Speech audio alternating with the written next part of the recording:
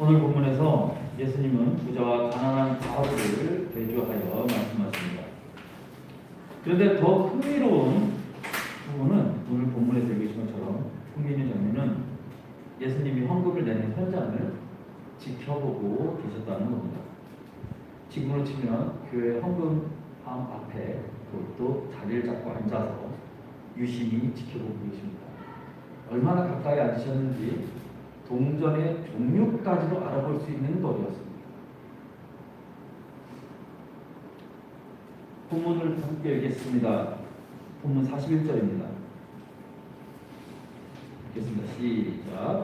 예수께서 헌금함을 대하여 앉으사 우리가 어떻게 헌금함에 돈 넣는가를 보실세. 자, 여기까지만 읽겠습니다. 여기에 보실세라는 단어는 원문으로 번역을 하면 본다라는 동사에서 파생된 언어입니다. 근데 이게 그냥 잠깐 보고 이렇게 보고 돌아서신 게 아니고요. 계속 보고 계신 겁니다. 계속 보고 계신 겁니다. 다르게 표현하면 계속해서 관찰한다는 의미를 가지고 있습니다. 주님은 부자들이 헌금하는 모습을 보았습니다.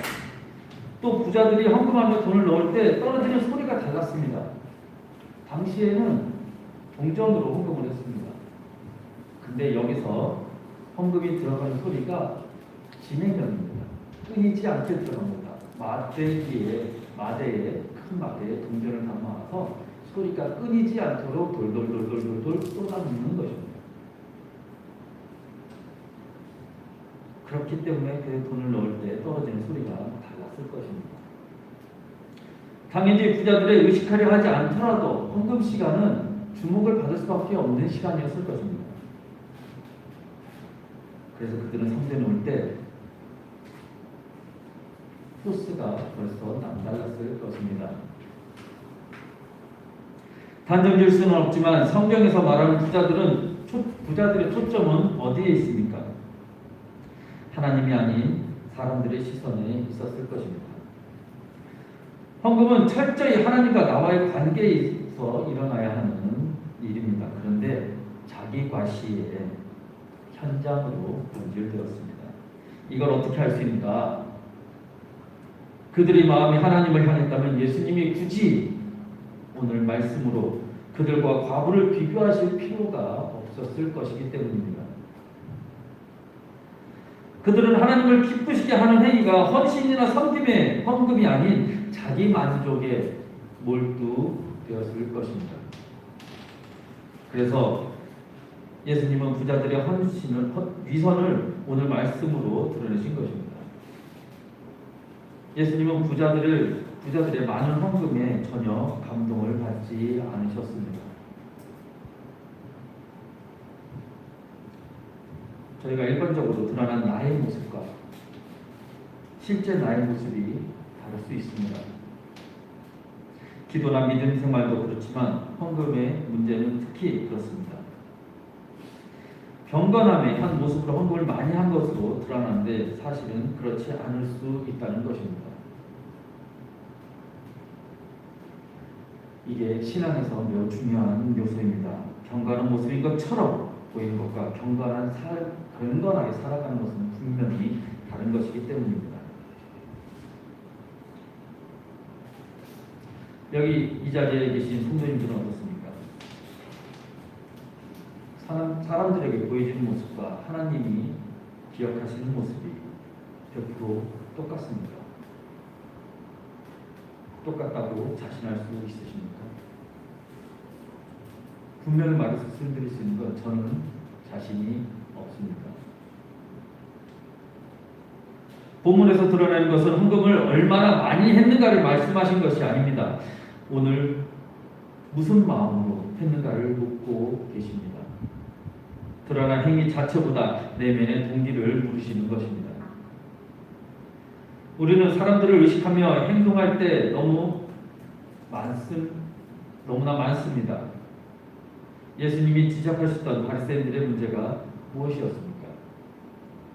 마태복음 6장 2절에 보면 함께 읽겠습니다.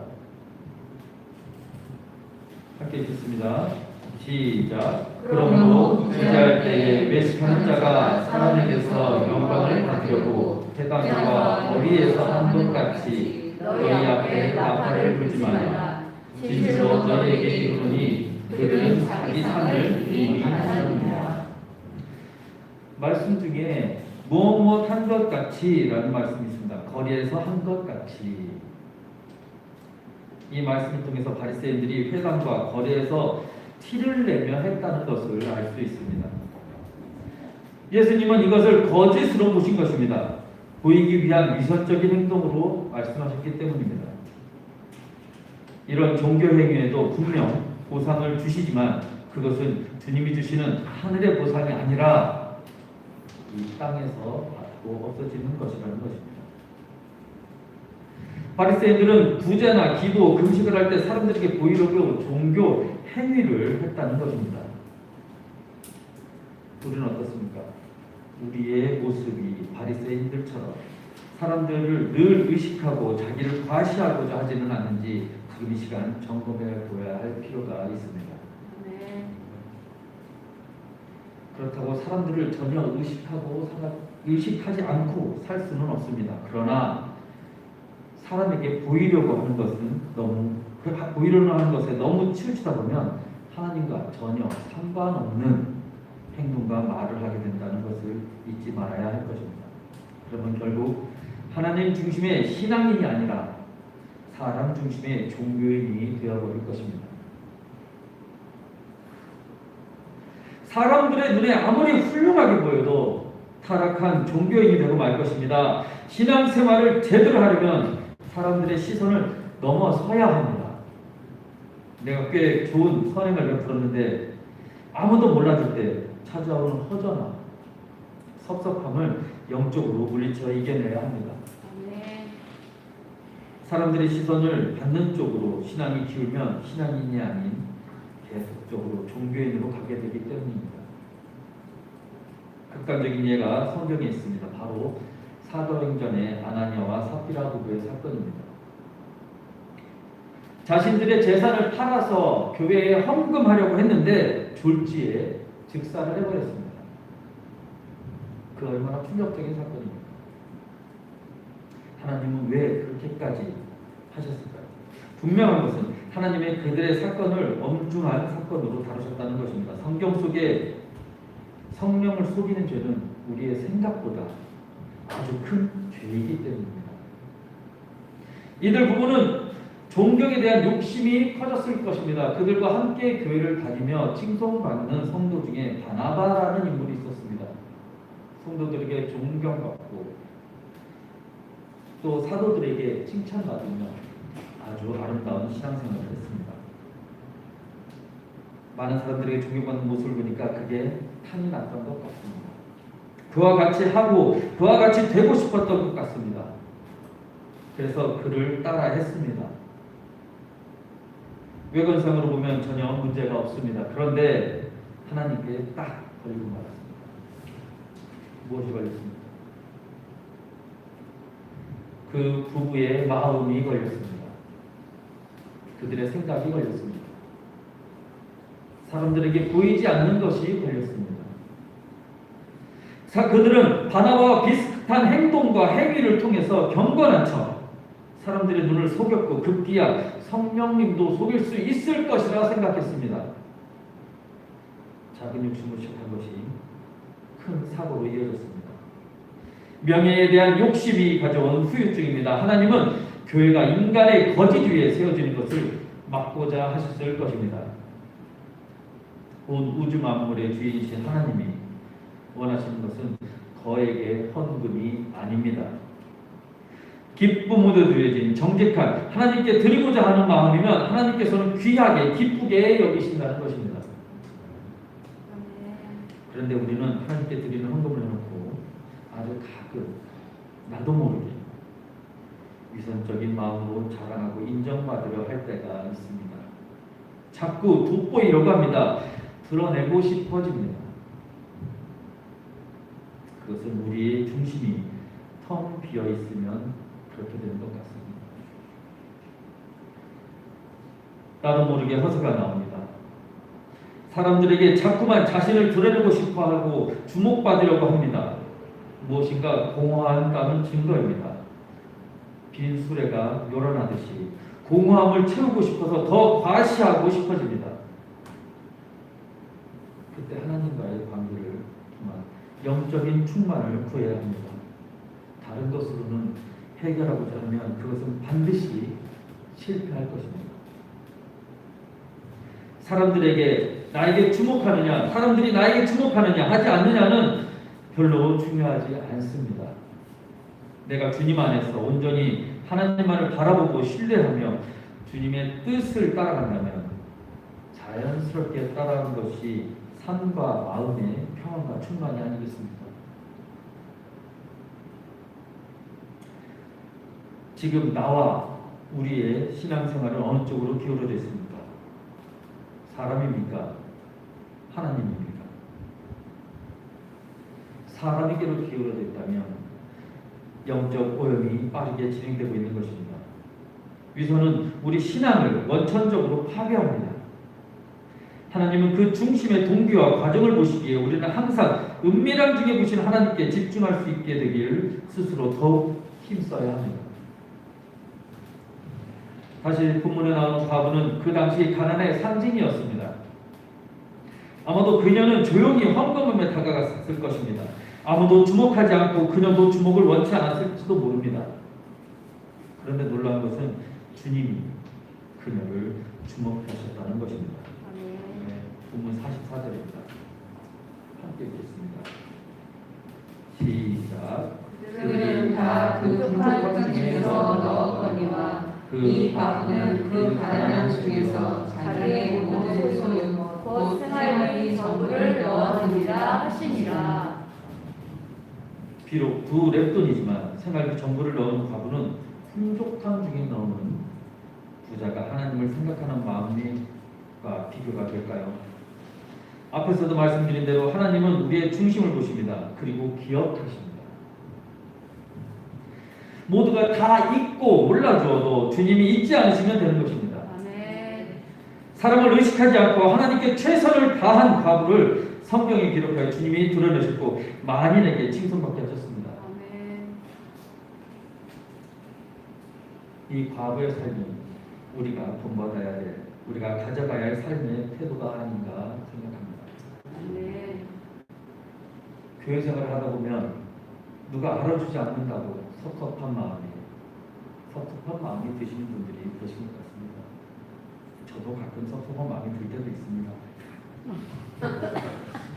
마음에 섭섭증이 들면 시험에 빠진 징조입니다. 신앙이 허약해졌다는 증거입니다. 기도와 말씀이 부족하다는 증거입니다. 누가 알아주고 박수를 쳐줄 수도 있지만 마태복음 6장 8절의 말씀처럼 오른손이 한 일을 왼손이 모르게 하는 것처럼 모든 사람이 봐주지 않아도 알아주지 않아도 오직 한 분 주님만이 하나님만이 알아주신다면 이보다 더 기쁘고 감격스러운 일이 또 있을까 생각합니다. 아멘. 주님은 기도나 금식할 때 사람들에게 고의를 갖지 말라고 은밀하게 하라고 말씀하셨습니다. 사람이 영적 노력이 없이는 드러내고자 하는 마음의 유혹을 이겨내기가 너무나 힘들기 때문입니다. 특히 드러나기 쉬운 위치에 있는 사람들은 더욱 그렇습니다. 우리 모두는 선한 일을 행하고 영적인 노력을 하고 사람들에게 들키지 않는 법을 배워야 합니다. 헌금을 하는 것도 자유입니다. 액수도 자유입니다. 분명한 것은 우리가 헌금을 냈다고 하나님이 다 받으시는 것이 아니라는 것입니다. 선행도 마찬가지입니다. 하나님이 받으셔야 합니다. 과부의 두 랩돈에서 우리는 그것을 배웁니다. 본절 42절은 한 가난한 과부는 와서 두 랩돈 그 한 고드란트를 넣었는지라 라고 말씀하십니다. 두 랩돈은 아주 작은 액수입니다. 당시에 통용되던 가장 작은 화폐입니다. 당시 노동자의 하루 품삯이 한 데나리온이었습니다. 이 랩돈은 한 데나리온의 128분의 1 정도의 금액이라고 합니다. 지금의 현 우리나라 돈으로 따지면 한 랩돈은 800원 정도입니다. 얼마나 작은 액수입니까? 저라면 사람들을 너무 많이 의식했다면, 사람들의 시선을 의식했다면, 저라면 너무 적은 액수라서 성전에 가지 않았을지도 모릅니다. 성전에 가고 싶어서 예배드리고 싶어 가더라도 헌금함에 넣지 않았을 수도 있습니다.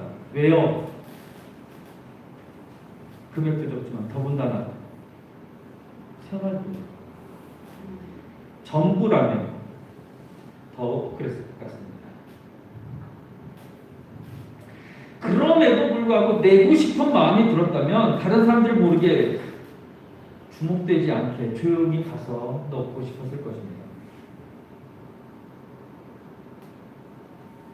그런데 중요한 것은 주님의 평가예요. 나의 생각이 아닌 주님의 평가입니다. 본문 43절에 예수께서 제자들을 불러다가 이르시되 내가 진실로 너에게 이르노니 이 가난한 과부는 헌금함에 넣은 모든 사람보다 많이 넣었다 라고 말씀하십니다. 우리의 생각으로, 세상의 시선으로, 인간의 생각으로는 너무나 작은 돈입니다. 주님이 보시기에는 가장 큰 것이었어요.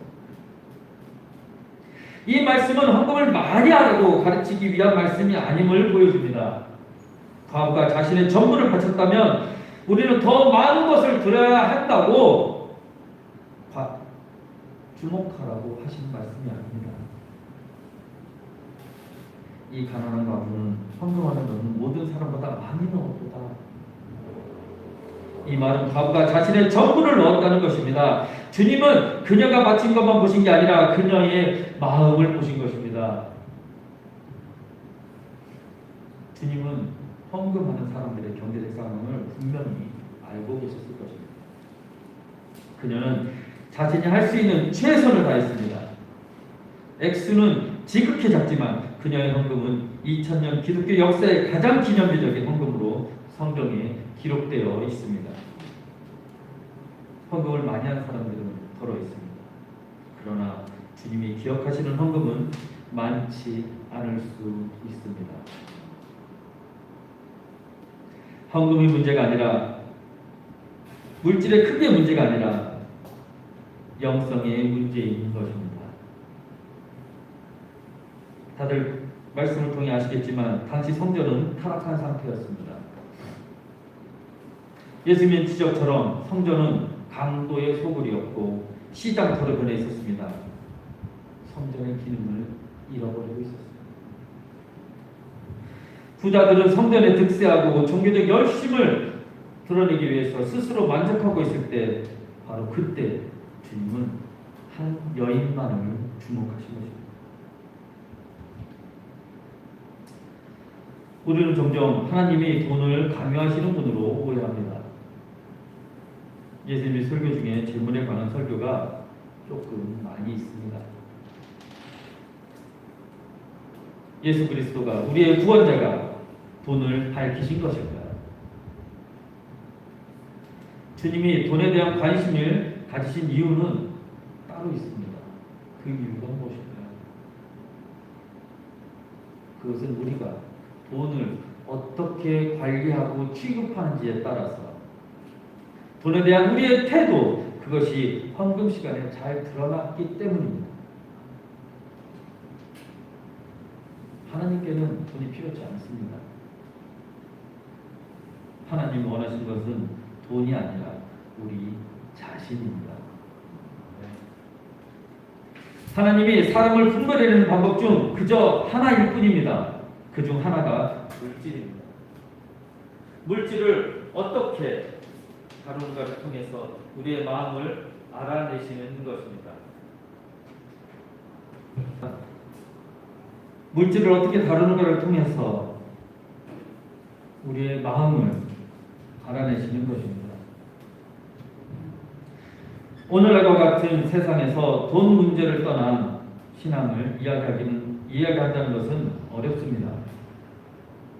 마태복음 6장 21절에 보면 내 보물이 있는 곳에는 내 마음도 있느니라 라고 말씀하시고 있습니다. 그것은 내가 중요하게 여기는 것에 내 마음이 있다는 것입니다. 내 마음이 어디를 향하고 있습니까? 내 마음은 어디에 사로잡혀 있습니까?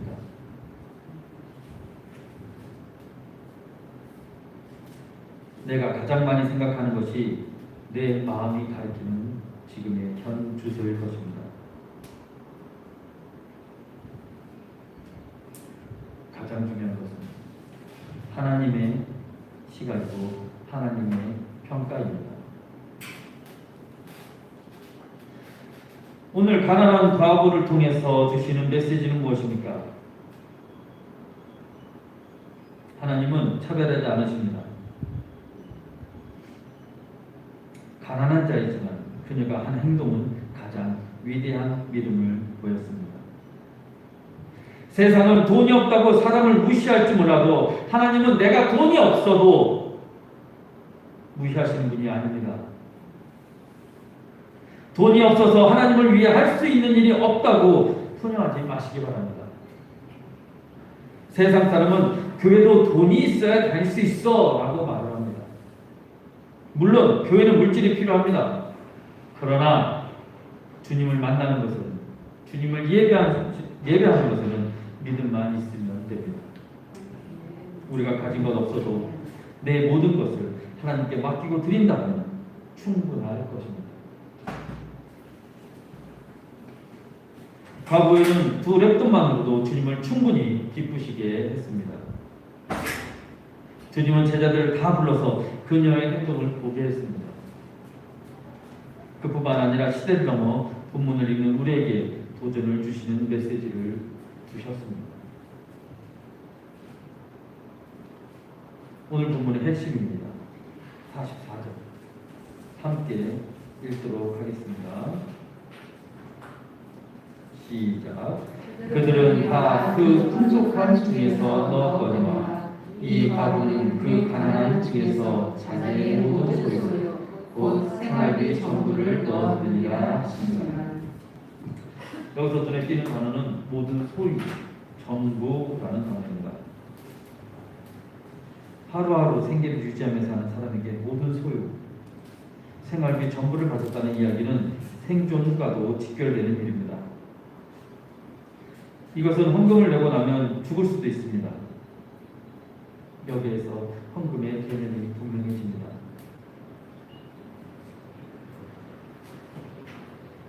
그녀는 그냥 헌금을 낸 것이 아닙니다. 삶, 생명, 바로 희생이었습니다. 헌금의 본래 의미에는 희생이라는 뜻이 담겨 있습니다. 희생이라는 어떤 것입니까? 부담 없이 드리는 것과는 다릅니다. 희생은 계산을 뛰어넘는 대가 지불이 필요한 것입니다.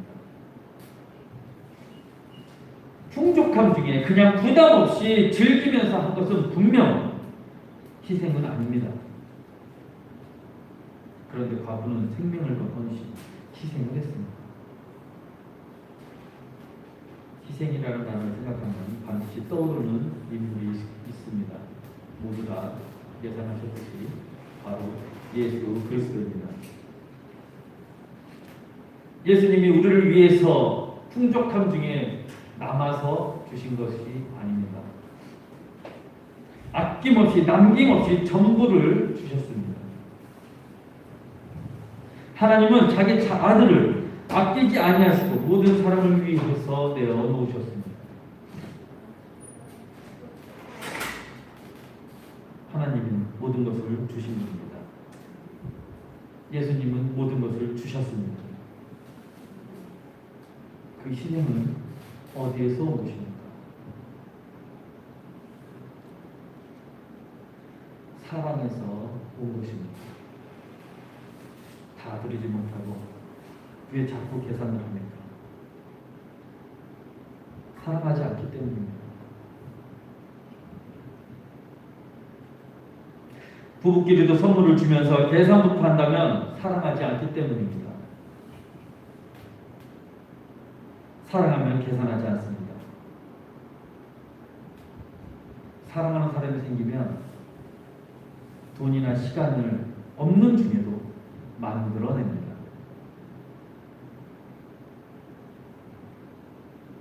외식하는 데는 사랑이 없습니다. 그렇게 중요한 것은 하나님을 향한, 예수 그리스도를 향한 사랑입니다. 아멘. 주님이 보시기에 사랑이면 충분했습니다. 오늘 과거의 희생에는 하나님을 향한 사랑이 드러났습니다. 이 사랑이 빠져버리면 우리의 신앙에 이상하게 끼어들기 시작을 합니다. 아차 하는 순간 자기 공적과 지난날의 업적을 자랑하고 싶어집니다. 나를 알아라라고 발버둥 치는 것입니다. 그러면 내 스스로 감당하기가 어려워집니다. 헌금 생활에도 이상 증상이 나타납니다. 우리 신앙의 관건은 처음에는 순수했던 그 마음을 계속 유지하는 것입니다. 순수하게 사랑했던 그 마음, 예수 그리스도를 사랑했던 그 마음, 복음을 받았던 그 기쁨을 잊지 않고 지키는 것입니다. 순수를 유지하는 게 바로 신앙입니다. 그런데 은혜 생활을 게을리하면 그 순간부터 인간적인 생각들이 막 밀고 들어옵니다.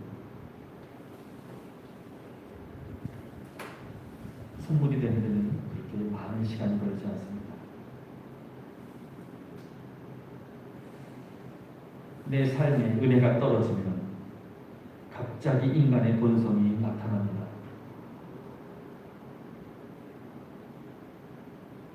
그러므로 우리가 항상 기도하고 은혜 생활을 유지하는 것이 관건입니다. 사람을 의식하지 않고 신앙생활을 하려고 하면 하나님만 의식하며 살아가는 힘을 길러내야 합니다. 우리는 나약해서 사람들이 조금만 손뼉 쳐주면 정신줄을 놔버립니다. 누가 조금만 띄워주면 가슴 속에 바람이 가득 차 흔들립니다.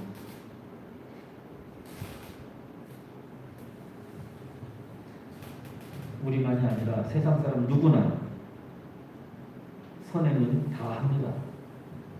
교회만 선행을 하는 것이 아닙니다.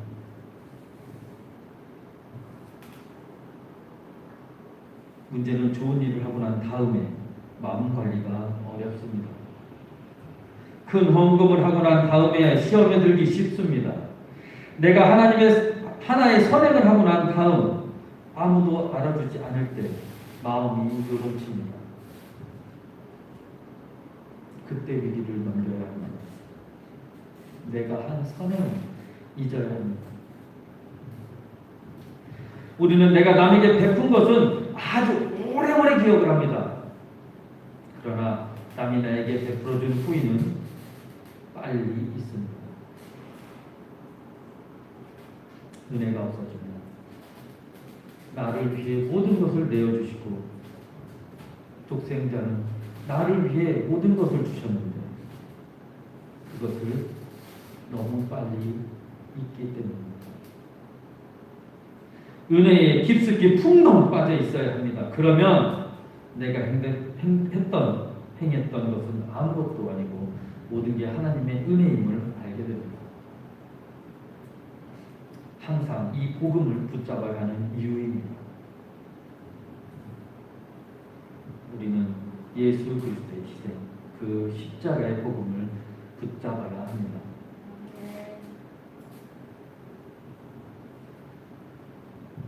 하나님께 받은 그 사랑을 놓치지 말아야 합니다. 하나님 나라의 일은 거부들에 의해 돌아가는 것이 아닙니다. 작지만 과부 같은 작지만 순수한 헌신에 의해 움직여 왔습니다. 그렇다고 교회가 물질이 필요하지 않다는 것은 아닙니다. 저희 교회도 세상의 흐름에 따라서 물질이 필요합니다. 그러니 들어지는 물질의 동기의 순성을 확인해야 합니다. 거기에 대한 확실한 답을 얻지 못하면 그 일은 멈추어야 할지도 모릅니다. 신앙은 하나님과의 관계에 달려 있습니다. 사람들이 박수갈채에 속으면 안 됩니다. 타인을 의식하고 살면 모든 게 허망하게 끝나고 말 것입니다. 사람들의 칭찬은 순간적으로 기쁨을 주지만 우리의 신앙에는 독이 된다는 사실을 명심하시기 바랍니다. 하나님과의 1대1의 관계가 깊어지지 않으면 사람들을 의식한 신앙으로 변질될 수밖에 없습니다. 우리의 시선이 그리스도에게서 떠난 사람들로부터 만족을 얻고자 하면 신앙은 병들고 맙니다.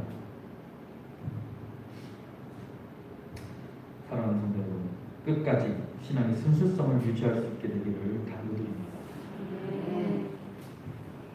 내가 지나간 자리에 그리스도의 십자가만 남는 은혜가 있기를 바랍니다. 헛된 영광을 구하지 말고 하나님의 인정을 받아서 그 은혜가 충만한 인생이 되기를 우리 주 예수 그리스도의 이름으로 축원합니다.